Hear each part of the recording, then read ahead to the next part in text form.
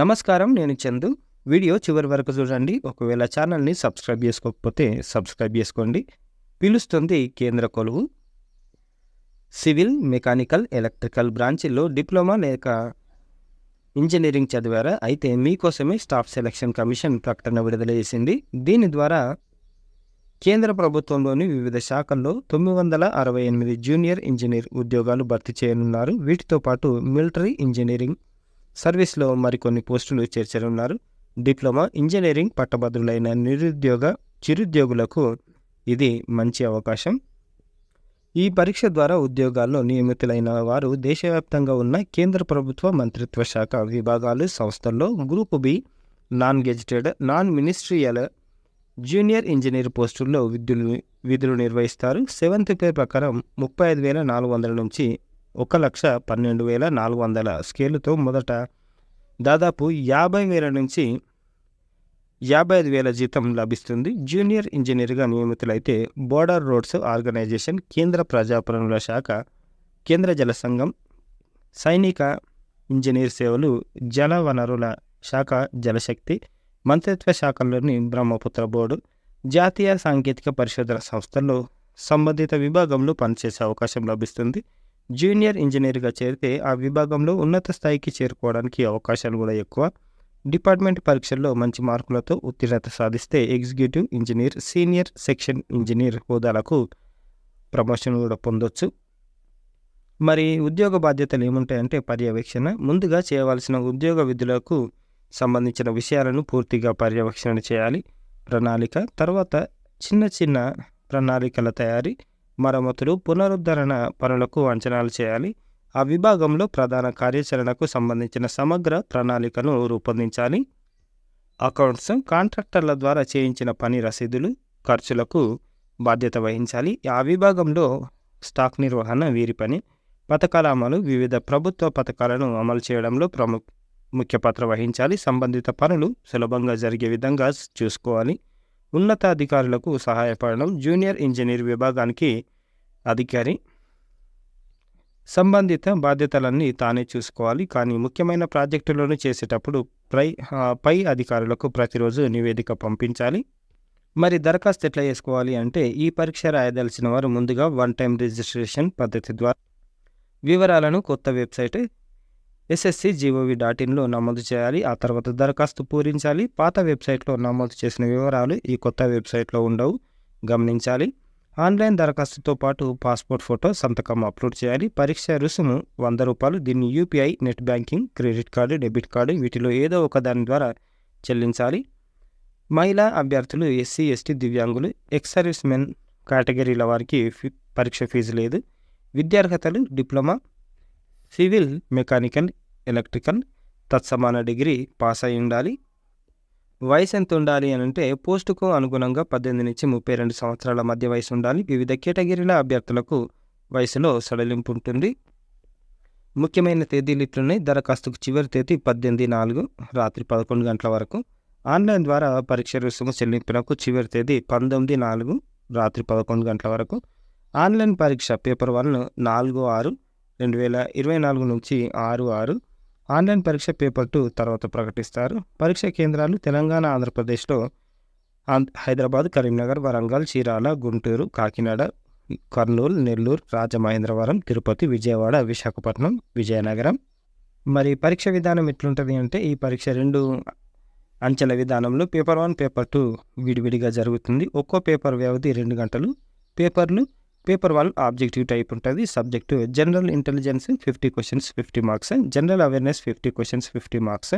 Part A general engineering civil and structure, లేదా part B general engineering electrical, లేకపోతే general engineering mechanical. ఒక్కో దాంట్లో ఏ సబ్జెక్ట్స్లో మనం డిప్లొమా కంప్లీట్ చేసినాం దాన్ని బేస్ చేసుకొని 100 క్వశ్చన్స్ ఇస్తారు, 100 marks. Part below, paper below objective type ఇది కూడా. Part A general engineering civil, ఇంకో దాంట్లో ఎలక్ట్రికల్, తర్వాత మెకానికల్. దేంట్లో చదివితే దాంట్లో పేపర్ 2 రాయాల్సి ఉంటుంది. పేపర్ 1లో మెరుగైన మార్కులు సాధించిన అభ్యర్థులను పేపర్ 2 రాయడానికి అనుమతిస్తారు. పేపర్ 1లో సాధించిన మార్కులు తుది ఫలితాల్లో కూడా ఉపయోగపడతాయి.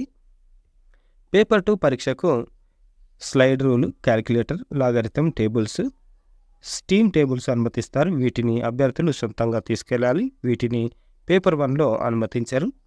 ఇక పేపర్ 1 విషయానికి వస్తే ఇది 3 విభాగాలు, 200 ప్రశ్నలకు 200 మార్కులు.